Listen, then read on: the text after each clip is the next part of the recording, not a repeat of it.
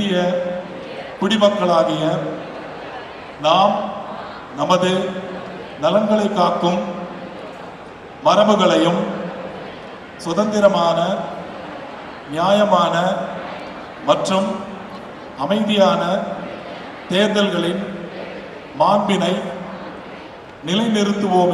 I'm Aravindan, Joint Electoral Officer from Tamil Nadu Elections Department.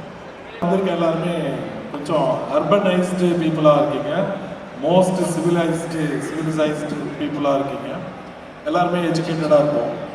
But we are lacking on 3 L's. L means 3 L இருக்கு. அதுக்கு முன்னாடி ஒரு data பற்றி பேசலாம்னு நினைக்கிறேன். ஷாப்பிங் வந்தவங்களாம் கூட கேட்டுட்டு இருப்பாங்க, நல்லா இருக்கு. இந்த நேரத்தில் உங்கள் கூட மேடையை பகிர்ந்திருக்கு இந்த ஆம்பா மாலுடைய மேலாளர் பிரபா அவர்கள் மேடைக்கு வருமாறு அன்போடு அழைக்கிறேன். ஒரு பெரிய கைத்தட்டல் கொடுக்கலாம். ஒரு நல்ல இனிஷியேட்டிவ் எடுத்தாரு. எங்களை மாதிரி ஆளுங்க வந்து உங்களை டிஸ்டர்ப் பண்ணுற மாதிரி நீங்கள் நினைக்க வேண்டாம். பட் இது வந்து ஒரு உங்களோட ஃபண்டமெண்டல் ரைட் அண்ட் ஃபண்டமெண்டல் டியூட்டியோட சம்மந்தப்பட்டது. நமக்கு தெரியும், இந்திய மக்கள் தொகை வந்து பார்த்தீங்கன்னா 147 கோடிக்கு மேலே இருக்காங்க. அந்த இந்திய மக்கள் தொகையில் இங்கே இருக்கிறவங்க எத்தனை பேர் 18 years completed? Please raise your hands. மேலே கூட தூக்கலாம். அந்த 18 வயசுக்கு மேலே இருக்கிறவங்க 96.9 crores. ஸோ அத்தனை கோடியில் இங்கே 18 வயசு முடிக்காமல் இருக்கீங்க.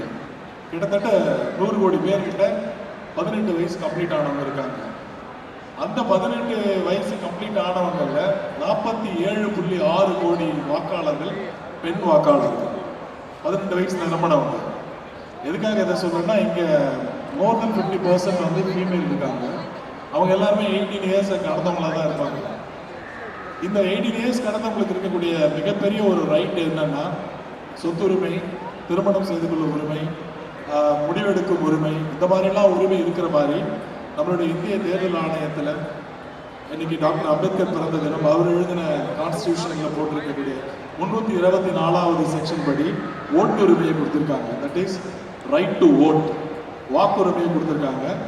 அந்த வாக்குரிமையை நீங்கள் செலுத்துவதற்காகத்தான் இந்திய தேர்தல் ஆணையத்தினுடைய ஒரு ப்ரோக்ராம், ஸ்வீப்னு சொல்லுவாங்க, systematic voters participation and electoral participation சொல்லுவாங்க. அந்த ஸ்வீப்புங்கிற ஆக்டிவிட்டியினுடைய ஒரு அங்கமாக தான் இன்னைக்கு ஸ்கை ஒன்ல நடந்துகிட்டு இருக்கக்கூடிய அந்த நிகழ்வு. உங்ககிட்ட கேட்கறது என்னன்னா, எல்லோரும் ஓட்டு போடுங்க. நான் ஏன் ஓட்டு போடணும் அப்படின்னு ஒரு எல் நான் ஏற்கனவே சொன்னேன். தெர் ஆர் 3 L's இந்த அர்பனைஸ்டு செக்டாரில் இருக்கு. ஒன்று லேசினஸ், என்ன நான் ஓட்டு போட்டு என்ன ஆக போகுது அப்படின்னு. இன்னொரு எல் வந்து லேக் ஆஃப் இன்ட்ரெஸ்ட், விருப்பமின்மை, and also lack of awareness. அந்த லேக் ஆஃப் அவேர்னஸ் வந்து இங்கே இல்லை இப்போ.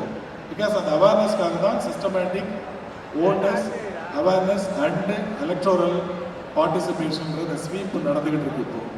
இப்போ நான் எனக்கு முன்னாடி பேச போன Vijay Muthukumar sir know your கேண்டிடேட்ன்றதை பற்றி பேசினாரு. வேட்பாளருக்கு ஓட் போடுங்க அப்படின்னு. உங்களுக்கு நிறைய ஆப்ஸ் வந்து எலெக்ஷன் கமிஷன் வந்து சொல்லியிருக்காங்க. KYC, know your candidate. பேங்க்லலாம் போனீங்கன்னா KYC சப்மிட் பண்ணுங்கன்னு சொல்லுவாங்க, நோ யுவர் கஸ்டமர். அந்த மாதிரி நோ யுவர் கேண்டிடேட். உங்கள் தொகுதியில், உங்கள் வாக்களிக்கக்கூடிய பகுதியில் எந்த கேண்டிடேட் என்ன பண்ணுறாங்கன்ற எல்லா டீட்டெயில்ஸுமே பேப்பரில் வரக்கூடிய ஆட் மாதிரி அந்த ஆப்லேயே இருக்கும். So you can choose the right person to நம்மளை யார் வந்து ஆளணும் அப்படின்றத தேர்ந்தெடுக்கக்கூடிய ஒரு சாய்ஸ் அவங்க கொடுக்குறாங்க. அதுக்காக எல்லாரும் கண்டிப்பாக ஓட் போடுங்க. இங்கே எல்லாருமே இந்த நான் சொன்ன இந்த 96.9 கோடி மக்களையும் எல்லாருமே ஒரு பிராண்ட் அம்பாசிடர் தான். எதுக்கான பிராண்ட் அம்பாசிடர் தான்? எலெக்ஷன் கமிஷனுடைய பிராண்ட் அம்பாசிடர் நான் சொல்லுவேன். ஏன்னா நீங்கள் உங்கள் குடும்பத்தில் இருக்கிறவங்க, உங்கள் குடும்பத்தில் பக்கத்து வீட்டில் இருக்கவங்க, பக்கத்து தெருவில் இருக்கவங்க, உங்களுடைய உறவினர்கள், வெளியில் இருக்கவங்க எல்லாருமே நீங்கள் வந்து ஓட்டு போடுறதுக்கு சொல்லுங்கள். என்ன ஓட்டு போடுறதுனால உங்களுக்கு என்ன அப்படின்னு சொல்லி ஒரு கேள்வி வரலாம். ஒருத்தவரை சூஸ் பண்ணுற இடத்துல நீங்கள் இருக்கீங்கன்றதே உங்களுக்கு பெரிய ஒரு அங்கீகாரம் தானே. It is the recognition that you are going to choose one person whom to be ruled அப்படின்னு, who to rule you அப்படின்றது. ஸோ அந்த ஒரு சான்ஸை வந்து நம்மளுடைய கான்ஸ்டியூஷன் கொடுத்துருக்கு, நம்மளுடைய அரசியலமைப்பு சட்டம் கொடுத்துருக்கு. அதை வந்து எஸ்பெஷலி இந்த சென்னை நகரத்தில் போன எலெக்ஷனில் கம்மியாக பண்ணியிருக்கீங்க. ஆனால் இந்த எலெக்ஷனில் த்ரூ அவுட் சென்னை சிட்டி வந்து நாங்கள் ஒர்க் பண்ணிட்டு இருக்கோம். எந்த அளவுக்கு ஓட்டு வந்து இன்க்ரீஸ் ஆகுன்ற எங்களோட எக்ஸ்பெக்டேஷன் வந்து 100% இருக்கணும்.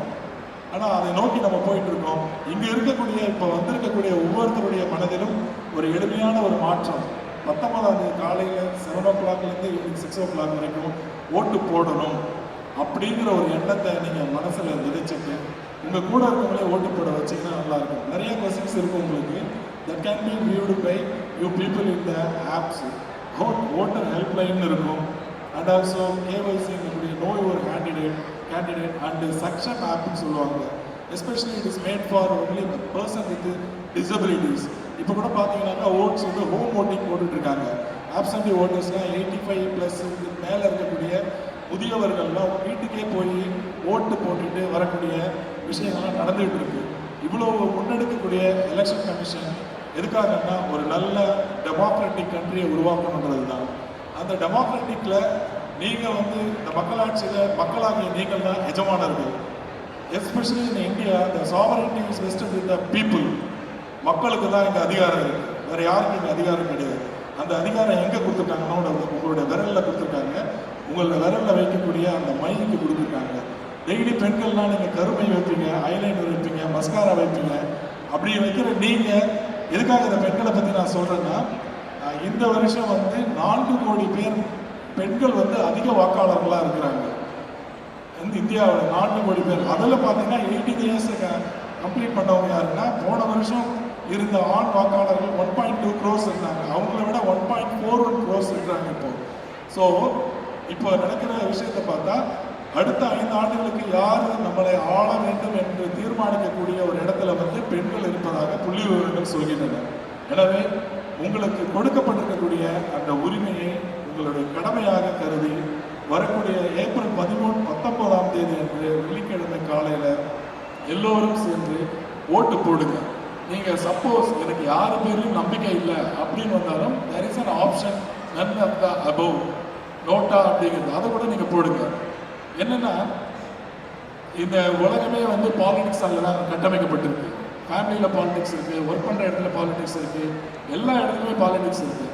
while voting you are participating in the politics. நீங்கள் அரசியல் மயப்படுத்தப்படுவீர்கள். உங்களை ரூல் பண்ணுறவங்களை தேர்ந்தெடுக்கிறது நீங்கன்றதை சொல்லும் பொழுது அந்த இடத்துல உங்களை வச்சு பாருங்கள். இப்போ இங்கே வரீங்க, இந்த ரெக்ரேஷனுக்கு வரீங்க, அந்த மாலுக்கு வரும்பொழுது உங்களுக்கு இருக்கக்கூடிய ஒரு ப்ளசண்ட்டுக்காக தான் வரீங்க, ஒரு சந்தோஷத்துக்காக வரீங்க. ஓட்டிங் எக்ஸ்பீரியன்ஸை ஒரு சந்தோஷமாக நினச்சிங்கன்னா கண்டிப்பாக யூ வில் ஆல் ஓட். எனவே ஓட்டு போடுறத ஒரு ப்ளசண்ட்டான எக்ஸ்பீரியன்ஸாக, ஒரு மகிழ்ச்சியான அனுபவமாக கருதி எல்லோரும் ஓட்டு போடுங்கன்னு எங்களுடைய தலைமை தேர்தல் அதிகாரி அவர்களின் சார்பாக நான் கேட்டுக்கொள்கிறேன்.